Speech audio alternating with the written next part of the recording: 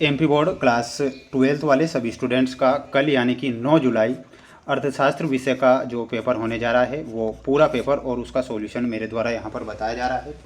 प्यारे विद्यार्थियों, आप सभी छात्रों को इस क्वेश्चन पेपर को ध्यान से और अच्छे से याद कर लेना है, क्योंकि आप जानते हैं कि मेरे द्वारा जो क्वेश्चन बताए जा रहे हैं ये आपकी एग्ज़ाम की दृष्टि से मोस्ट और इम्पोर्टेंट क्वेश्चन है, जो कि आपको पूरे यूट्यूब पर कोई नहीं बताएगा। इसलिए आप सभी छात्रों से मेरा कहना है कि अगर आप पढ़ रहे हैं और वाकई पास होना चाहते हैं तो इन क्वेश्चन को ज़रूर पढ़कर जाएं, क्योंकि ये प्रश्न आपकी परीक्षा में बनेंगे और आपसे पूछे भी जाएंगे।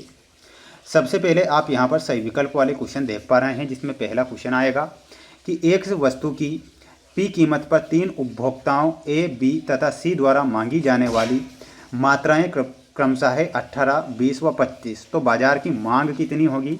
तो टोटल आपको बाजार की मांग इसमें बताना रहेगा और वो कितनी हो जाएगी, 63 बाजार की मांग हो जाएगी। तो यहाँ पर आपको 63 करेक्ट आंसर के रूप में लिखना है। वहीं अगला क्वेश्चन आप देखिएगा ध्यान से कि एक वस्तु की अधिक मात्रा प्राप्त करने के लिए दूसरे सर्वश्रेष्ठ विकल्प का त्याग है, तो दूसरा क्या हो जाएगा, अवसर लागत हो जाएगा। तो यहाँ पर आपको लिखना है अवसर लागत। सभी स्टूडेंट्स वीडियो को लाइक कर चैनल को सब्सक्राइब जरूर करिएगा। आपके लिए प्रयास और मेहनत लगातार मैं कर रहा हूं और ऐसे प्रश्नों को मैं बता रहा हूं जो परीक्षा की दृष्टि से मोस्ट हैं। उत्पादन बंद कर देने पर निम्नलिखित में से कौन सा प्रभाव पड़ता है। तो यहाँ पर आपको लिखना है परिवर्तनशील लागतें शून्य हो जाती है। तो इसमें ध्यान रखना है उत्पादन बंद कर देने पर जो प्रभाव पड़ता है वो परिवर्तनशील जो लागतें होती है वो कैसे हो जाती है, शून्य हो जाती है। वहीं अगला क्वेश्चन देखिएगा कि एक पूर्णतः प्रतिस्पर्धी बाजार में संतुलन तब होता है जब मांग तथा पूर्ति एक दूसरे के बराबर हो। क्या हो, जब मांग तथा पूर्ति जो होती है वो एक दूसरे के बराबर हो।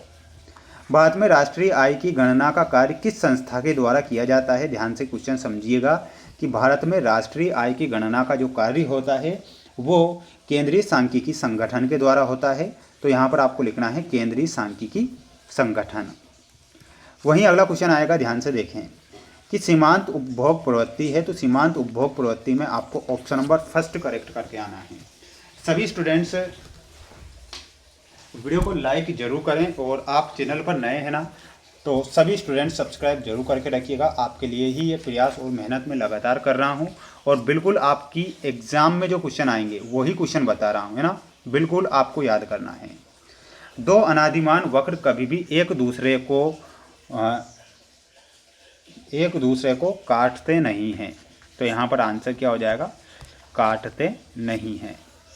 पैमाने के प्रतिफलों का संबंध काल अवधि से होता है। तो यहाँ पर आपको लिखना है दीर्घकाल। प्रौद्योगिकी प्रगति से फर्म का पूर्ति वक्र और शिफ्ट हो जाता है, तो वो दाहिनी ओर शिफ्ट हो जाता है। तो यहाँ पर आंसर आपका क्या हो जाएगा, दाहिनी ओर। जिस स्थिति में बाजार पूर्ति बाजार मांग से अधिक है उसे क्या कहा जाता है, तो उसे अधिपूर्ति बोला जाता है। तो यहाँ पर आंसर आपका क्या हो जाएगा, अधिपूर्ति। भारत के केंद्रीय बैंक का नाम क्या है। तो भारत के केंद्रीय बैंक जो है वो रिजर्व बैंक ऑफ इंडिया है। तो यहाँ पर आपको आरबीआई लिखना है। आरबीआई का जो कार्य स्टार्ट हुआ था 1935 में स्टार्ट हो चुका था, फिर इसका राष्ट्रीयकरण भी हो चुका था जो कि 1950 में हुआ था, 1949 में। निवेश योजनागत निवेश का मूल्य है। तो यहाँ पर आपका आंसर हो जाएगा प्रत्याशित। क्या हो जाएगा, प्रत्याशित हो जाएगा। तो यहाँ पर आपको प्रत्याशित लिखना है। अब आप इसका यहाँ से एक स्क्रीनशॉट लेकर याद जरूर कर लीजिएगा। मैं जो क्वेश्चन बता रहा हूँ समय कम है और जल्दी आंसर बता रहा हूँ, तो बिल्कुल आप पेपर को पूरा पढ़कर ही जाएं और अधूरा आप देखते हैं तो नुकसान आपका।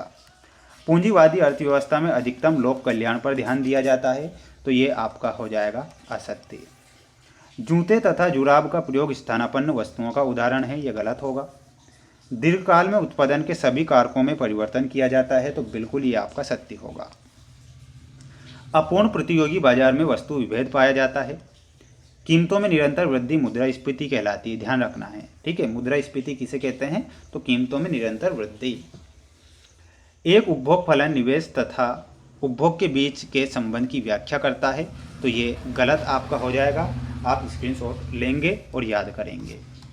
वहीं अगला क्वेश्चन देखिएगा, ये आपकी जोड़ी गणनावाचक उपयोगिता विश्लेषण।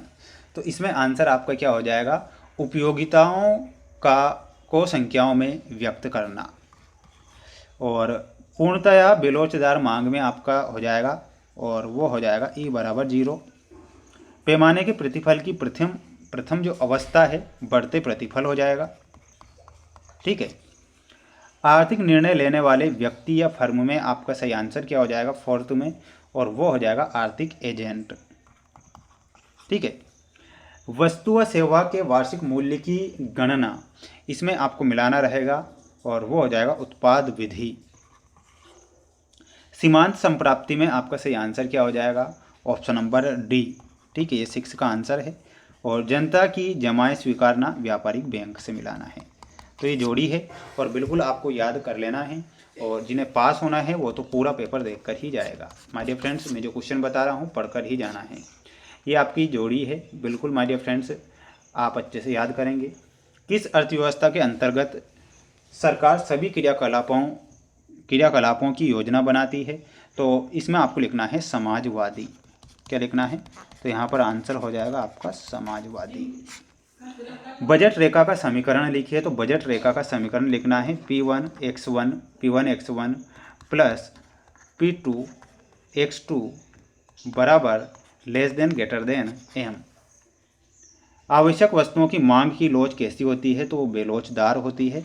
तो यहाँ पर आंसर हो जाएगा आपका बेलोचदार। किस बाजार में फर्म कीमत प्राप्त करता होती है, तो आपको लिखना है पूर्ण प्रतियोगिता बाजार में। मैं नीचे आंसर लिख देता हूँ इसका, पूर्ण प्रतियोगिता बाजार में, ये आपको लिखना है। जॉन मेनार्ड किन्स ने 1936 में प्रकाशित पुस्तक का नाम क्या है, तो इसका नाम आपको बताना है कमेंट बॉक्स में। अंतिम वस्तुएं किसे कहते हैं, तो अंतिम रूप से उपभोग होने वाली वस्तुओं को अंतिम वस्तु कहा जाता है। बैंक दर किसे कहा जाता है, तो आरबीआई व्यापारिक बैंक को बैंक दर कहते हैं। तो ये आपको लिखना है।